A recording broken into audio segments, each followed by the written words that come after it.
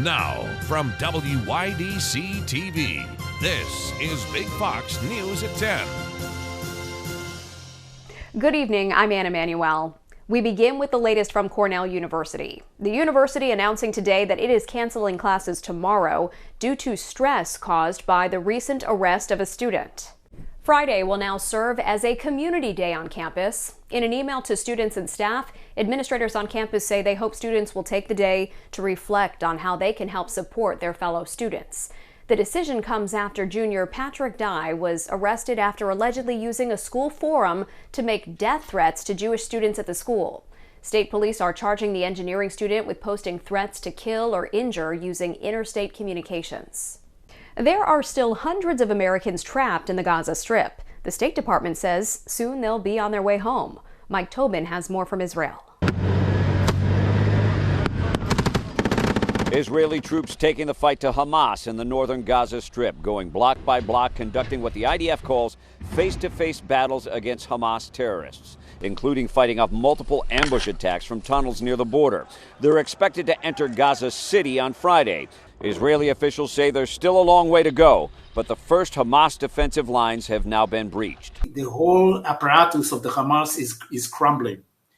And it's crumbling because of the nature of the attack, the nature of the ground intelligence that we are gathering.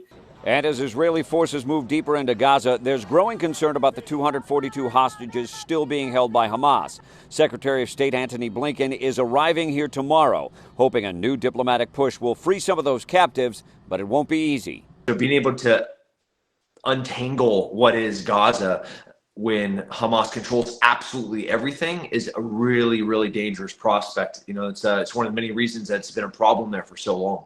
There are also about 400 Americans still trapped in Gaza. Most are waiting near the Rafah crossing with Egypt in southern Gaza, along with thousands of others trying to get out. On Thursday, all 400 were cleared to leave, but so far, few have been allowed through the crossing. I have an American passport. My daughter has an American passport. I am pregnant. I want to get out. I appeal to anyone. The State Department says they're hoping to have all Americans out of Gaza by the end of the weekend. In Sderot, Israel, Mike Tobin, Fox News.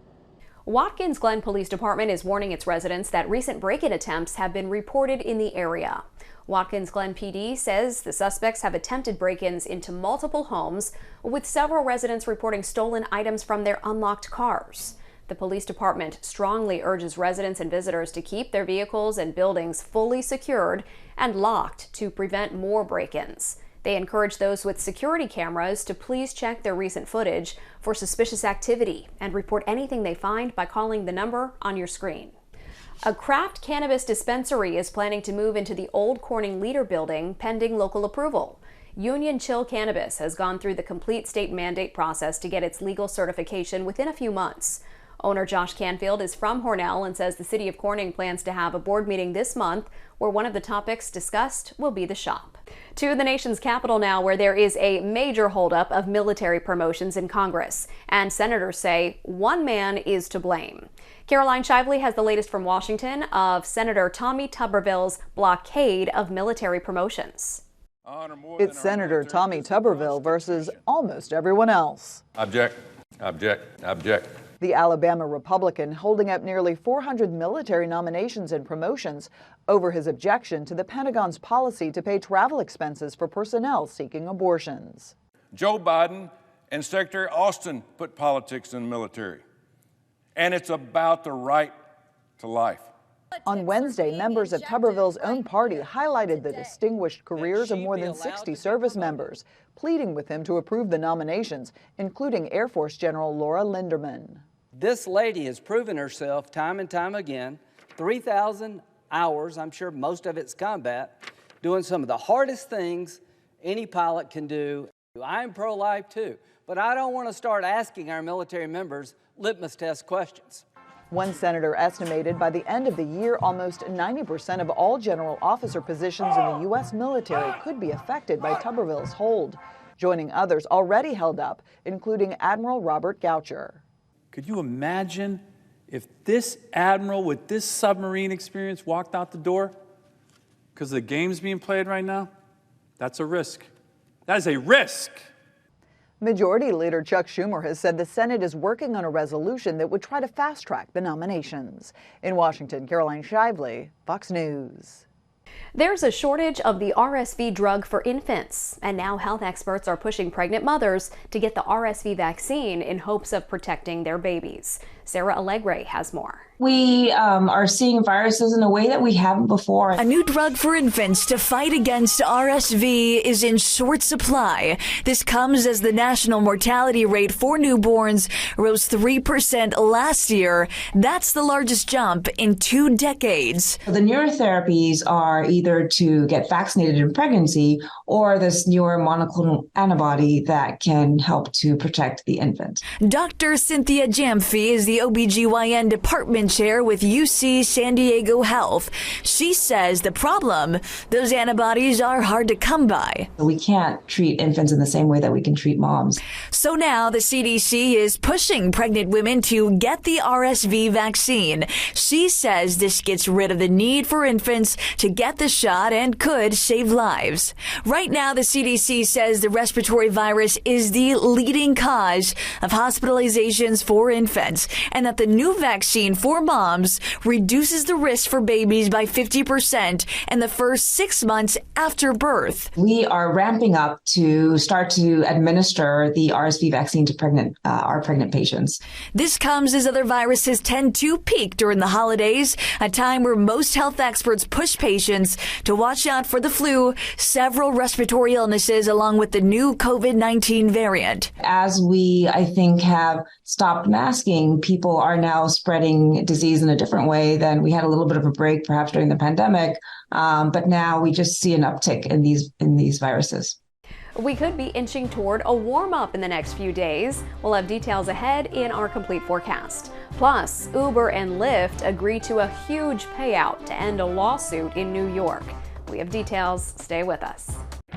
Here's your local stock market update from Big Fox.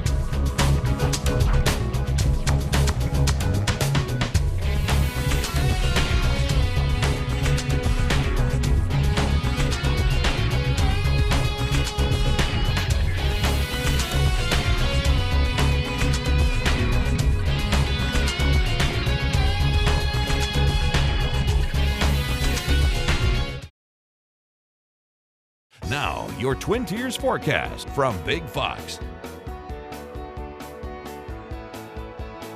Good evening. As we've been working into the latter half of the week, conditions have been improving. Some spots were watching even some snow showers yesterday from that lake effect, but we're looking a bit brighter as we're starting to regain more of that southerly wind, which is going to continue to push in more of those mild temperatures to hold throughout the weekend.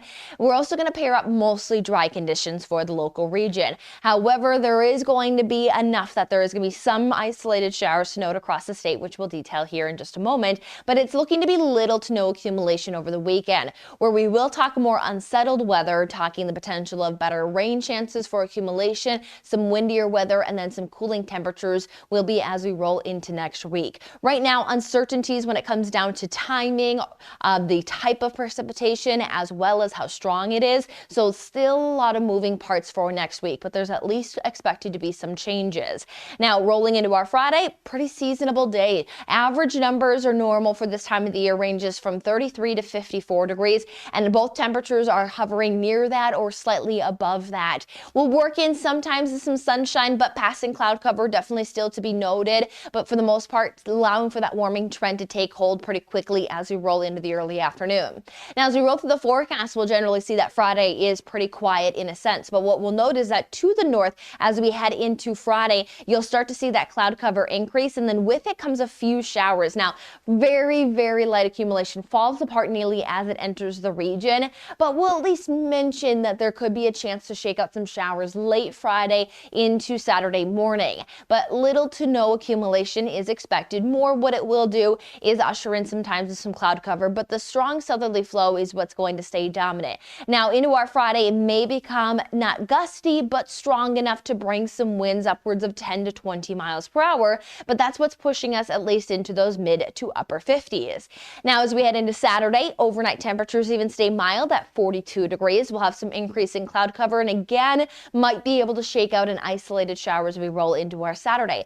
But we're not going to be seeing much for accumulation and keeping temperatures steady. The system that's dropping in is not going to be strong enough to switch that weather pattern up until we head into next week. So what we'll see is that we keep those southerly winds and they become lighter after a little bit of a breezier Friday. But those winds, as they continue to steer out of the south, will strengthen Monday into Tuesday. And with those strengthening winds, it keeps us mild. We'll even see that from Sunday into Tuesday, we have a chance at reaching the 60s for highs, but we'll start to work in some of those shower chances. It looks like the best chance as of now is going to come Monday night into Tuesday, and then we'll see that there could be some lingering impacts from that system. Again, still a lot of uncertainties on timing of the system. If we get cool enough on the backside, might have some wintry mix, but for the most part, enjoy what will be a mild weekend before those changes.